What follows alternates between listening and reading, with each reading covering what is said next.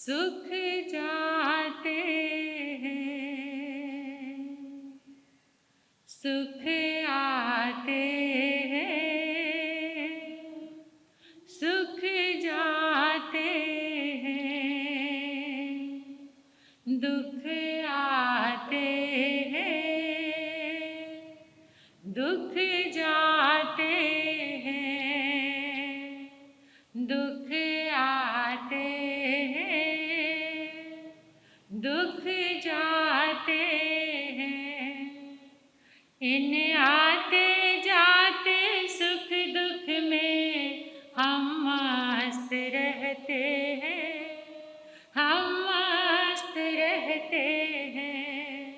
इन आते जाते सुख दुख में हम मस्त रहते हैं, हम मस्त रहते हैं, हम मस्त रहते हैं, हम मस्त रहते हैं। सम्मान मिला जी भर भर के, सम्मान मिला जी भर भर के, अपमान मिला जी भर भर के, अपमान मिला जी भर भर के। इस मान अपमान के खेल में हम मस्त रहते हैं, हम मस्त रहते हैं। इस मान अपमान के खेल में हम मस्त रहते हैं, हम मस्त रहते हैं। सुख आते हैं, सुख जाते हैं, दुख आते हैं, दुख जाते हैं। गाते गाते कबीरा कह जाता, जाते जाते कबीरा कह जाता। कोई पैदा हुआ कोई मर जाता, कोई पैदा हुआ कोई मर जाता। इस जन्म मरण के खेल में हम मस्त रहते हैं, हम मस्त रहते हैं। इस जन्म मरण के खेल में हम मस्त रहते हैं, हम मस्त रहते हैं। सुख आते हैं, सुख जाते हैं, दुख आते हैं, दुख जाते हैं। गुरु ज्ञान पिटारा खोल दिया, गुरु ज्ञान पिटारा खोल दिया। जिन वाणी का हमको ज्ञान दिया, जिन वाणी का हमको ज्ञान दिया, जिन वाणी के प्रकाश में हम मस्त रहते हैं, हम मस्त रहते हैं। जिन वाणी के आलोक में हम मस्त रहते हैं, हम मस्त रहते हैं। सुख आते हैं, सुख जाते हैं, दुख आते हैं, दुख जाते हैं।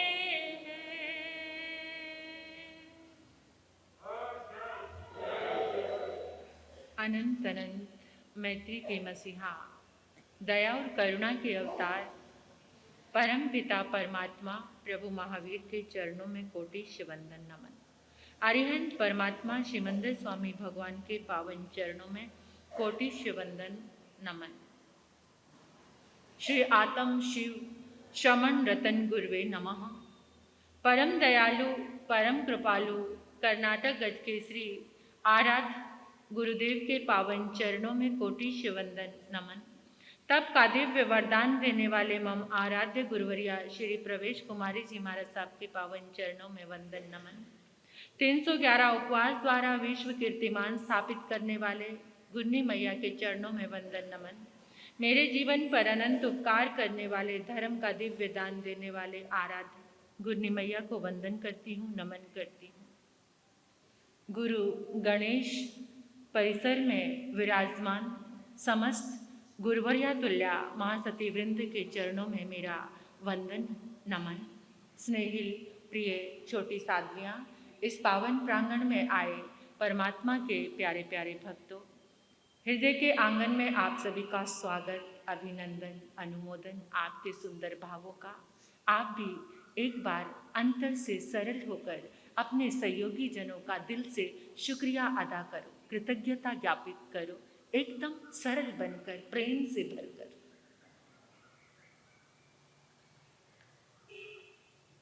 हर दिन हमारे लिए मंगल और मेरी मंगल भावना है कि मेरे समाज, मेरे परिवार, सभी के जीवन में सुख शांति समृद्धि अध्यात्म का वर्धन हो। आप सभी स्वस्थ रहकर अध्यात्म के मार्ग पर आगे बढ़ें, अपने जीवन के लक्ष्य को पहचानें। बड़ी मुश्किल से ये अवसर आया है, इसे गंवाना नहीं है। एक श्रृंखला जीवन को सुंदर बनाने की परमात्मा की वाणी से प्रारंभ कर रही हूँ। परमात्मा ने बहुत सुंदर सूत्र दिया। जिज्ञासा रही शिष्य की, भक्त की, जीवन बनाने वाले की, कि ऐसा क्या करें कि संसार में रहते हुए भी बुरी वृत्तियों से, दुष्प्रवृत्तियों से, जिसे हम कहते हैं पाप, कि उससे हम बच जाएं। ऐसा क्या करें? परमात्मा ने बहुत सुंदर समाधान दिया। जब उस भक्त ने पूछा, कहं चरे कहं चुठे, कहं आसे कहं सये, कहं भुजंतो भासंतो पाव कमंग न बंधे। कैसे चले? पहला पॉइंट, कैसे? चल तो रहे हैं निरंतर, लेकिन चलना नहीं आता। कैसे चले? जिस चलने से बेचैनी हो वो चलना नहीं। जिस चलने से दुख मिले, नोट करो आपके कौन से कदम ऐसे हैं जिसे चलकर आपको सेटिस्फेक्शन मिली हो। आपका चलना। जब हम चलते हैं तो चलने में सबसे ज्यादा हमारी मदद कौन कर रहा है? अपनी पूरी बॉडी को देखो। हाँ, पाँव, पैर और हाँ, मार्ग आपको किससे दिखता है? किससे? आंखों से। पाँव के बिना हम चल नहीं सकते, आंखों के बिना हम देख नहीं सकते। मार्ग का विवेक कौन दे रहा है? परमात्मा कह रहे हैं, जयं चरे, जयं चरे। एक शब्द दे दिया बस, जयं। क्या क्या? यत्न, विवेक, अवेयरनेस, जागरण। जागरूक होकर देखो, हम जब एक कार्य करते हैं तो हमारे शरीर के पूरे ऑर्गन हमारा सहयोग करते हैं। ये मत समझना कि केवल पांव चल रहे हैं, यहां भी चल रहा है। ये अगर यहां पर विवेक है तो आंखें विवेक से देखेंगी। अगर यहां विवेक, अगर यहां कुछ संवेदनाएं, यहां कुछ फीलिंग है, यहां पर सोच अच्छी है और यहां पर जुड़ाव, हर एक बॉडी का हर एक ऑर्गन हमारी मदद कर रहा है। किसी को भी इग्नोर नहीं करना। यहां से एक संदेश मिलता है कि एक अकेला कुछ भी नहीं कर सकता, सबका सहयोग जीवन को सुंदर और खूबसूरत बनाता है जिंदगी कितनी खूबसूरत, जिन्हें अभी ये पता नहीं है जिंदगी कितनी खूबसूरत, जिन्हें अभी ये पता नहीं है। कोई प्यार करने वाला, कोई प्यार करने वाला, जिन्हें अभी तक मिला नहीं है जिंदगी कितनी खूबसूरत, जिन्हें अभी ये पता नहीं है जिंदगी कितनी खूबसूरत, जिन्हें अभी ये पता नहीं है। सबके प्रेम से, सबके सहयोग से ये जिंदगी खूबसूरत बन रही है। यहां कुछ पॉजिटिव हो, यहां पर जागरण हो, मानसिकता जागरण, तो चलना विवेक में हो सकता है। कल मैं आपको यही बात बता रही थी कि तुम सबसे पहले उठकर क्या देखते हो, क्या देखना चाहिए, क्या देखना चाहिए। एक गुरु, उनके पास एक युवक आ गया। वो युवक आया तो उन्होंने पूछा कि इंटरनेट पर सबसे ज्यादा क्या देखा जा रहा है। इंटरनेट पर, क्योंकि सबसे ज्यादा प्रयोग किसका चल रहा है, उसके बिना एक पल भी चलता नहीं। एक बार एक देवदूत कॉलेज में पहुंच गया। देवदूत, सभी स्टूडेंट्स थे, सबको पता लगा कि देवदूत आया तो सब इकट्ठे हो गए।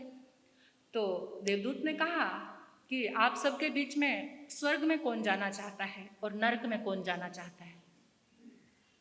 सारे स्टूडेंट्स बोलने लगे कि हमें कहीं भी ले जाओ, स्वर्ग नरक से कोई मतलब नहीं, हमारा मोबाइल साथ में होना चाहिए और फास्ट इंटरनेट होना चाहिए। उसके बाद हमें कहीं भी ले जाओ, हमें कोई मतलब नहीं है स्वर्ग से या नरक से, फास्ट इंटरनेट और मोबाइल। देख लो, ऐसी स्थिति हो गई है। तो उस युवक ने कहा कि सदगुरु 70% इंटरनेट पर पोर्नोग्राफिक, अश्लील वीडियो देखी जा रही है। मुझे भी विश्वास नहीं होता कि ऐसा होता है। इंटरनेट से ड्रग्स का काम चलता है। और आपको एक बात और बता दूं, इंटरनेट पर हर वर्ष, प्रति वर्ष 15 वर्ष की उम्र से 16 लाख बच्चे बेचे जाते हैं। 16 लाख बच्चे जो 15 साल की उम्र से नीचे है। क्या देखा जा रहा है? अश्लील वीडियोस। कितना इंसान गिर गया है। उस संस्कृति का, उस मानवता का क्या हाल होगा जहां पर बच्चों को बेचा जा रहा है अश्लीलता के लिए, गंदगी के लिए। जिस संस्कृति में, जिस देश में बच्चों को बेचा जाए, वहां क्या बचेगा? क्या देखा जा रहा है? क्या देखा जा रहा है? कितना कितना गिर गया है इंसान। बच्चों का व्यापार हो रहा है। देखने की बात, जो परमात्मा का चिंतन हमें मिला, यतना आज कहीं कुछ। कैसे बचाया जा सकता है उसको? मुझे पता चला कि इस विश्व में, संसार में 3 इंडस्ट्री सबसे बड़ा काम कर रही हैं। सबसे पहली इंडस्ट्री है हथियार बनाने वाली, जो फर्स्ट नंबर पर है। देख लो इंसान की मानसिकता। हम तो चंद लोग हैं और मैं तो ऐसे दायरे में हूँ, बहुत छोटी सी साध्वी बन गई। मुझे तो जो भी नजर आता है ऐसा लगता है कि लोग कितना धर्म करते हैं, कितना अच्छा है मेरा जिन शासन। मुझे गर्व होता है परमात्मा ने जो सूत्र दिए आप उनको अंगीकार कर रहे हो। पर जो इंडस्ट्री चल रही है हथियार बनाने वाली, युद्ध का सामान, एक दूसरे को मारने का काम, वो। और सेकंड नंबर पर शराब और तंबाकू, सेकंड नंबर पर ये इंडस्ट्री है। और तीसरे नंबर पर दवाइयां। इसके अलावा और फर्स्ट, सेकंड, थर्ड पर और कुछ भी नहीं है। अब बात आती है कि इसको कैसे रोका जाए। जिस धरती पर पहली बार इतना अद्भुत हुआ कि हम एक पल में अपना संदेश पूरी दुनिया में पहुंचा सकते, लेकिन क्या पहुंचा रहे? कौन सा संदेश पहुंच रहा है? क्या देख रहे हो? जो देख रहे हो वही संदेश पहुंच रहा है। ऐसा माध्यम मिला हमें, ऐसी अद्भुत चीज ये इंटरनेट मिला हमें कि 1 मिनट के अंदर हम पूरी दुनिया में जा सकते हैं अपना संदेश लेकर। लेकिन हम क्या लेकर जा रहे हैं, ये सोचने वाली बात है। क्या करें हम? उसके लिए एक ही समाधान है, बुराई को रोकना है तो ज़्यादा से ज़्यादा अच्छे संदेश, अच्छी चीज़ें इंटरनेट पर पहुंचाना शुरू कर दो। अच्छी चीज़ों की बाढ़ ले आओ, बाहर ले आओ। अमृत ज़्यादा होगा तो जहर इसी तरह से विजय पा सकती है, लड़कर नहीं। लड़कर जितना किसको रोकोगे? फिर चोरी करेंगे, फिर आगे बढ़ेंगे। बच्चों को तुम सामने देखोगे, फिर आपसे छिपकर छोटे छोटे 10-11 साल के बच्चे जिस समय चैट करते हैं ना, तो माता पिता की उपस्थिति पसंद नहीं है उनको। एक छोटी बच्ची, 2014 का चतुर्मास हमारा पूना हुआ था, माँ ने आकर अपनी बात शेयर की। हमारे साथ 11 साल की मेरी बच्ची है और मुझे कमरे से बाहर निकाल देती है। 11 साल की बच्ची। जब तक आप मेरे सिर पे खड़े रहोगे मैं ना कुछ बोलूंगी ना कुछ करूंगी। उसको कैसे समझो? आप ज्यादती करोगे तो वो चोरी करेंगे आपसे। यहां से जब तक नहीं बदलेगा, यहां से जब तक नहीं बदलेगा तब तक कुछ भी। फिर उसे कैसे बदला जाए? कैसे बदला जाए? अच्छी चीजों की भरमार ले आओ। आज की मानसिकता बता रही हूं मैं लोगों की। कुछ हमारे जैन संतों ने भी ये क्रांति की है। इंटरनेट पर जो धर्म के, प्रवचन के, साधना के, मंगल पाठ के वीडियोस, और कितने लोग उनका विरोध भी कर रहे हैं कि ये नहीं।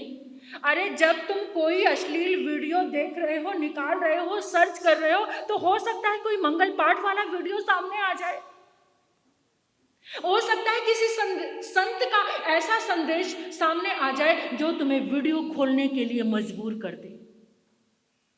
और तुम उसको सुनने लग जाओ, बच्चे उसको सुनने लग जाएं कि अब तक इतना परेशान था, क्योंकि ये जो गंदगी देखते देखते तो परेशानी जरूर आएगी, विचलित होगा, बेचैनी आएगी, दिमाग खराब हो जाएगा, लेकिन उसकी शांति के लिए भी तो अगर सामने कोई अच्छा वीडियो आ गया, मन की शांति के समाधान है, ऐसा कुछ लिखा हुआ है और वो खोल कर सुन लिया, तो क्या हो गया? हो सकता है वो उस बुराई से। लेकिन बाबूलाल भंडारी जैसे कैक्टस इस समाज में पनप रहे हैं, जो आए दिन ऐसी गंदी संतों के लिए पता नहीं कौन सी क्रिया का रोना रोते रहते हैं वो। अरे ये उपकार है दुनिया पर तुम्हारे बच्चों पर। उस बाबूलाल भंडारी जैसे व्यक्ति को पता नहीं कि उसका पोता, उसका बेटा अंदर रूम में बंद होकर क्या देख रहा है, क्या देख रहा है। उसी समाज की स्थितियों का पता नहीं, लिखता चला जा रहा है, लिखता चला जा रहा है, गंदगी फैला रहा है। ऐसा व्यक्ति, संत तुम्हारे जीवन पर उपकार कर रहे हैं, तुम्हारे परमात्मा के संदेश अगर इंटरनेट पर आ गए, और होता है ऐसा, एक एक मंगल पाठ के वीडियो को 10-10 लाख लोग सुन रहे हैं, कहीं तो बदल रहा है, अजैन लोग भी सुन रहे हैं, परमात्मा की वाणी सुन रहे हैं। इसी तरीके से इस गंदगी पर विजय पाई जा सकती है। परमात्मा का सूत्र, मैं आंखों की बात कर रही थी, इसलिए आप जितने लोग यहाँ पर बैठे हैं, आपसे एक रिक्वेस्ट है, सुबह उठकर या कभी भी अपनी ये दर्शन शक्ति मिली है हमें, जर्नी ऑफ जॉय है, अपनी यात्रा को आनंद में बनाने के लिए कौन सी शक्ति है ये? दर्शन, देखने की शक्ति। इन आंखों से कभी भूल कर भी ऐसा ना देख लेना कि देखने की शक्ति ही ना मिले, देखने की शक्ति छिन जाए। मैं अभी गई थी स्कूल में गुरु पूर्णिमा पर, उन बच्चों को कुछ आलोचना कराई कि किसी भी जन्म में किसी को आंखों की पीड़ा दी हो या इन आंखों से ऐसा कुछ देखा हो जो आज देखने को कुछ भी, ये गुनाह हमसे भी हो सकता है और होता होगा। चेक करना और चेक करके आलोचना करना। इन आंखों से कोई ऐसी चीज मत देख लेना जिसके बाद देखने की शक्ति कभी ना मिले। इन आंखों से उसको देखना जो बार बार तुम्हें शक्ति दी। तो परमात्मा के ये सूत्र देखने से यत्ना, विवेक, जागरण, जब तुम्हारे पास ये यत्ना आ जाएगी, देखने का विवेक आ जाएगा, तो तुम्हारे चलने में विवेक 100% तुम्हारे चलने में विवेक आएगा। और एक चलने का, कैसे चले, परमात्मा ने एक पाठ दिया है इड़िया समिति का। क्या? कौन सा पाठ? प्रतिक्रमण करते हैं, क्या देखकर चले? 3.5 हाथ प्रमाण। जब तुम 3.5 हाथ प्रमाण देखते हो तो तुम्हारी आंखें इधर उधर, इन आंखों से सबसे ज्यादा क्या मैटर, कल बताया था ना, सबसे ज्यादा सामान इकट्ठा करने वाली कौन है? ये आंखें हैं। बड़ी खतरनाक हैं ये आंखें। ये जब आंखें, आपको किसी के प्रेम का और क्रोध का पता किससे चलता है?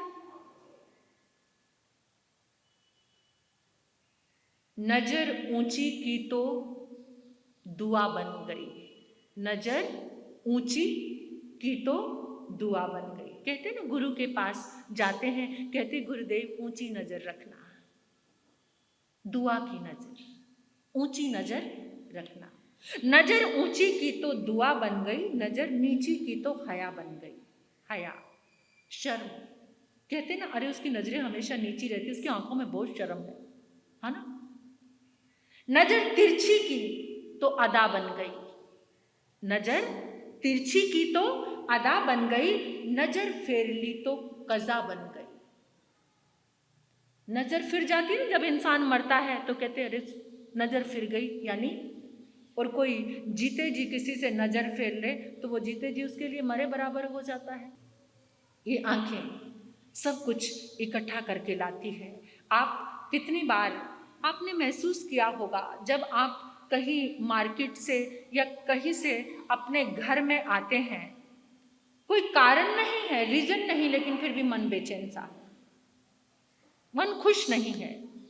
इसका मतलब जितने लोगों से ये आंखें मिली है ना, उनके पास जो भी सामान था बेचैनी का, आप साथ में इकट्ठा करके लाए। इसलिए परमात्मा ने सूत्र दिया 3.5 हाथ प्रमाण।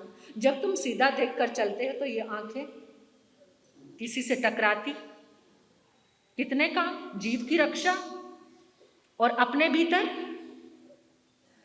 भीतर पावर इकट्ठी रहती है। आज इंसान सबसे ज्यादा बुढ़ापा किससे नजर आता है? आंखों से। आंखों से देखकर पता चल जाता एज का, उम्र का, ये आंखें। क्योंकि दिन प्रतिदिन हर पल इन आंखों से हमारी एनर्जी वेस्ट हो रही है। पहले समय में घुरनी मैया बताते हैं कि जो पंजाब में साध्वियां होती थी ना, एक साध्वी जो प्रवचन कर रही है वो लोगों को सामने देखती थी, बाकी सब पीठ करके बैठते थे, बैक साइड, मतलब लोगों को भी नहीं देखना। यानी आंखों की ऊर्जा को इतना ज्यादा।